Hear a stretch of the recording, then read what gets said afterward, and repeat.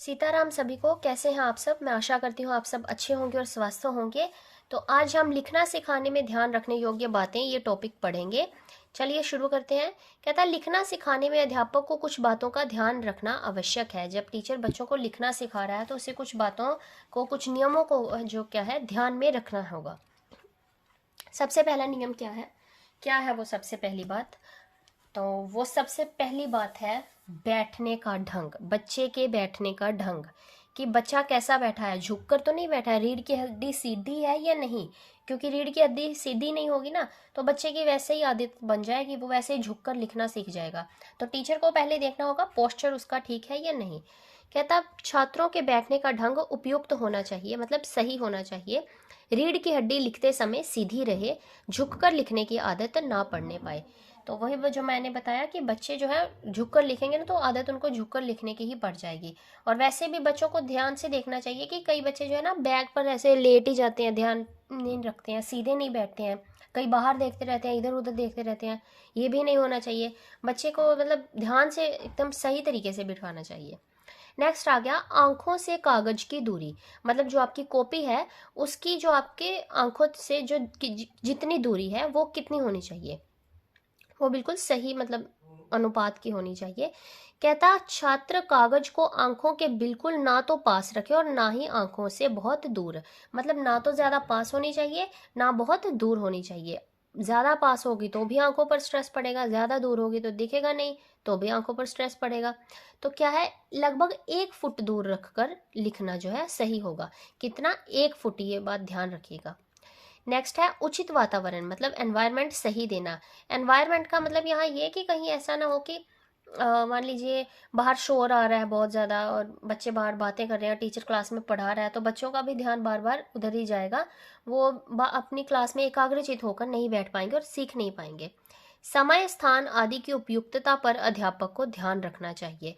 समय का क्या टाइम है, देखिए। अब देखिए मान लीजिए जैसे समय का ये भी हम कर सकते हैं कि जैसे ये नहीं है कि बच्चे को भूख लगी है लेकिन टीचर कह रहा है नहीं नहीं पढ़ो ही पढ़ो, पढ़ो ही पढ़ो, ये नहीं है ना। समय देखकर बच्चे को पहले अच्छे से फ्रेश हो लेने दीजिए, मतलब खाना पीना उनको हो जाए, उनको एकदम वो मतलब बिल्कुल माइंड उनका फ्रेश हो, फिर जाकर उनको पढ़ाएं। ये नहीं कि मतलब वो थके हैं या फिर रिसेस के बाद जैसे बच्चों का मन नहीं होता है या फिर उन्हें भूख लग रही होती है रिसेस से पहले पहले, तो थोड़ा टाइम वगैरह देकर सही तरीके से पढ़ाना चाहिए। समय देकर, स्थान देकर, मतलब स्थान जो है वह उसका वातावरण, क्लास का जो वातावरण है या क्लास के बाहर का जो वातावरण है शांत होना चाहिए, शोरगुल नहीं होना चाहिए।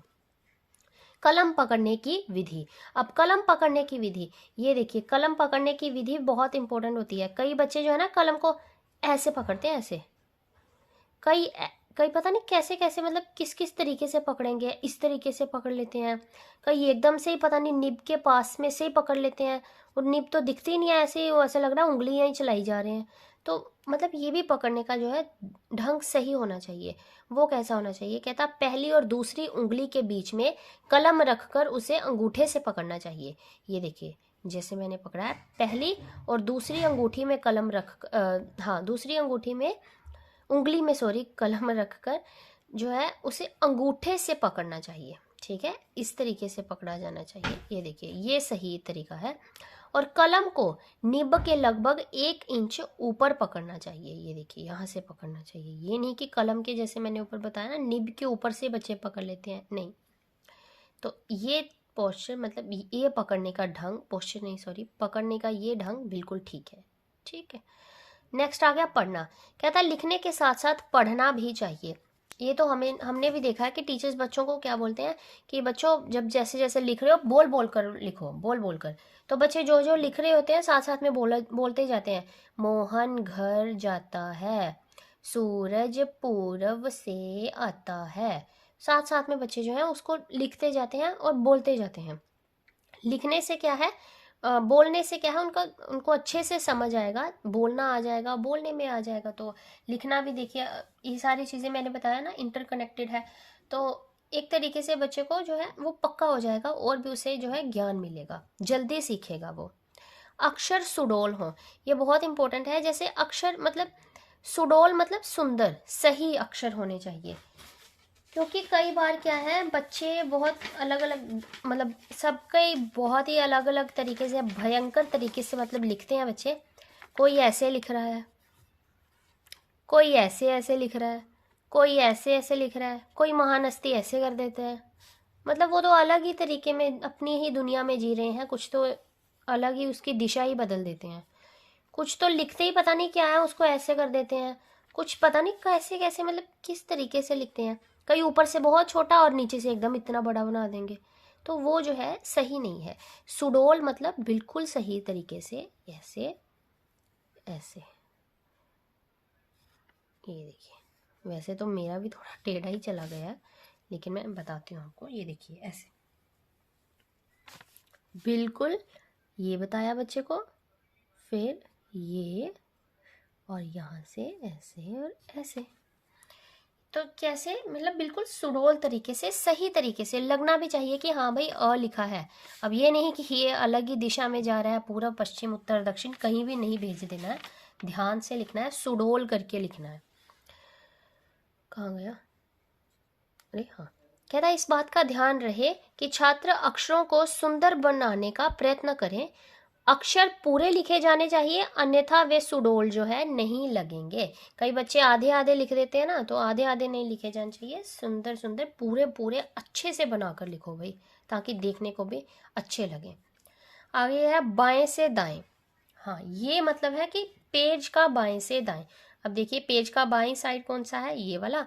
दाएं कौन सा है, ये वाला। मतलब लिखना शुरू करते हैं तो हम हमेशा इधर से शुरू करते हैं और इधर तक चलते हैं, बाएं से दाएं की ओर लिखते हैं। जो दाएं से बाएं की ओर लिखते हैं वो उर्दू भाषा होती है, वो हिंदी नहीं है। हिंदी में हमेशा बाएं से दाएं में लिखा जाता है। और हिंदी, पंजाबी, इंग्लिश, ये कोई भी दाएं से बाएं नहीं चलती है, बाएं से दाएं की ओर ही चलती है। ठीक है, अब देख लीजिए, इवन संस्कृत भाषा भी जो है हमारी, वो भी जो है बाएं से दाएं की ओर ही लिखी जाती है। केवल उर्दू ही ऐसी भाषा है जो दाएं से बाएं की ओर जाती है। आगे है शिरोरेखा। अब शिरोरेखा पता है क्या होती है, जो ऊपर हम लाइन लगाते हैं हर अक्षर के ऊपर। देखना हिंदी में ये देख रहे हैं आप, सॉरी, हर अक्षर के ऊपर क्या है, लाइन लगाई गई है, तो यही बोलते हैं शिरोरेखा। मतलब शिर मतलब जो सबसे ऊपर, रेखा मतलब जो ऊपर की रेखा है, सबसे ऊपर वाली जो रेखा है, शिरो। अब मान लीजिए जैसे ये है, मान लीजिए मैं लिख रही हूँ, मैंने लिखा, हाँ समय लिख रही हूँ, ठीक है।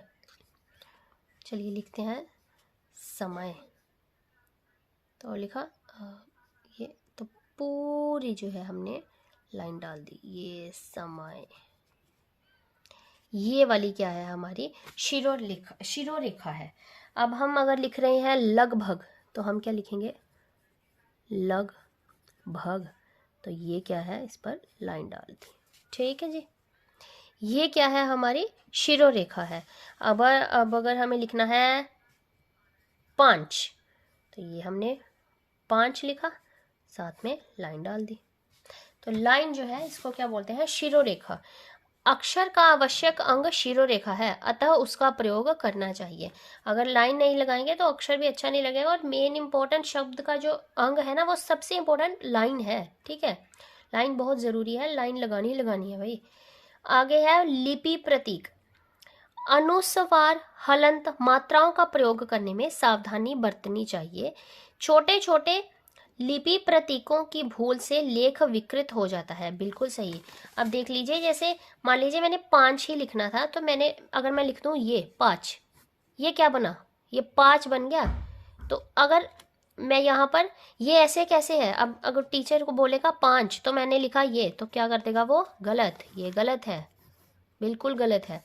अब जब इसके ऊपर मैं बिंदु डाल देती, चंद्र बिंदु डालती, फिर जाके ये सही था। तो सही क्या है, 5, ये बिंदु भी है यहाँ, ठीक है।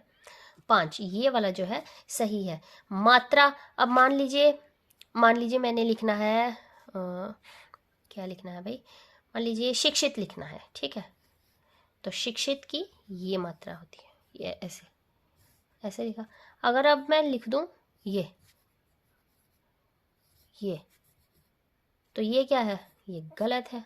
और ये क्या है, ये सही है। मात्राओं को, चंद्र बिंदुओं को, इन सब चीज़ों को देख कर ही लिखना होगा। ये सही तरीके से वरती जानी चाहिए। अगर इनका भूल से भी मतलब इनको नहीं लिखा ना, अगर हम भूल गए तो वो शब्द क्या है, गलत हो जाएगा, हमारी भाषा गलत हो जाएगी। अब अगर मान लीजिए मैंने लिखना है राम श्याम मनोज, ये तीनों को मैं अगर इकट्ठा लिख देती हूँ तो भी गलत है। मुझे तीनों में क्या है, ऐसे कोमा डालना होगा। ठीक है, राम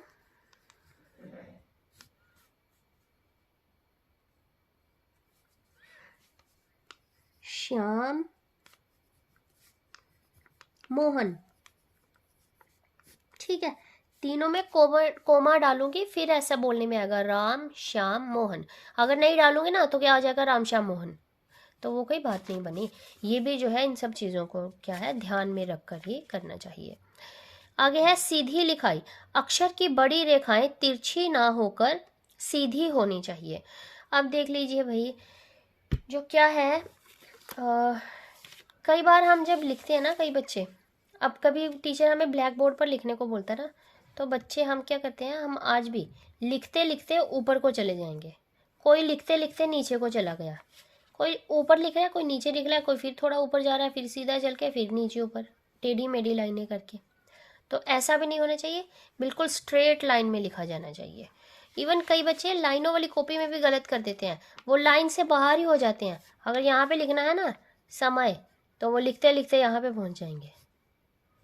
तो ये भी मतलब ध्यान में रखने योग्य बात है कि लिखाई भी क्या है, सीधी हो, तिरछी ना हो, ऊपर ना हो, नीचे ना हो, बिल्कुल सीधी होनी चाहिए।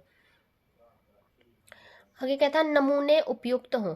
अध्यापक द्वारा बनाए गए अक्षर या शब्द आदर्श हों, जिससे उनके आधार पर छात्र जो है लिख सकें। अब सबसे पहले क्या है, टीचर को लिखना चाहिए। पहले टीचर लिखे, फिर उनको देखकर जो है बच्चे लिखें। ये जो है इम्पोर्टेंट है। ये क्या है, नमूने उपयुक्त हों, पहले लिख कर दिया जाना चाहिए बच्चों को। नेक्स्ट है अभ्यास। लिखना एक कला है, अतः लिखने का जो है खूब अभ्यास करना चाहिए। Practice makes the man perfect, ये तो हम सभी को पता है। तो अब ये सारे के सारे पॉइंट्स कंप्लीट हो गए हैं। धन्यवाद इस वीडियो को देखने के लिए। आज ये हमारा टॉपिक कंप्लीट हो गया है। Thank you so much.